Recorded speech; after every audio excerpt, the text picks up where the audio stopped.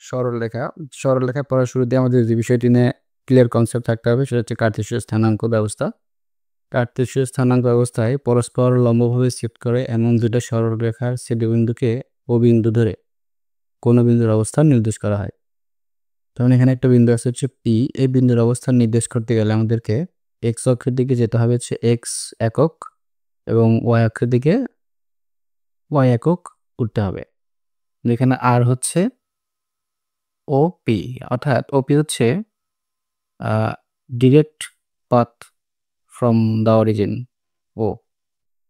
মানে এখানে আর ইজিকলস টু লেখা যায় হচ্ছে পিথাগোরাসের সূত্র অনুযায়ী √, এক্স স্কোয়ার ওয়াই স্কোয়ার, এবং এক্স ইকুয়াল টু লিখতে পারি আর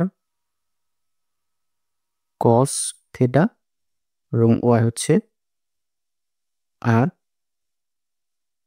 সাইন থিটা, যেখানে থিটা হচ্ছে এই যে এক্স এবং আর এর মধ্যবর্তী কোণ থিটা।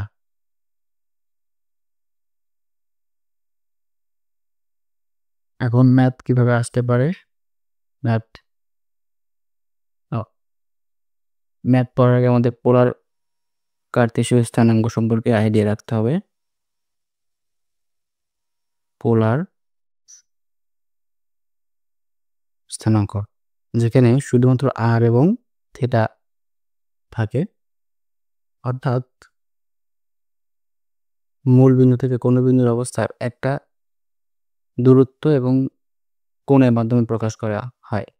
এটা হচ্ছে তোমার আর, এটা হচ্ছে থিটা। তাহলে এই পি বিন্দুর পোলার স্থানাঙ্ক হচ্ছে আর থিটা।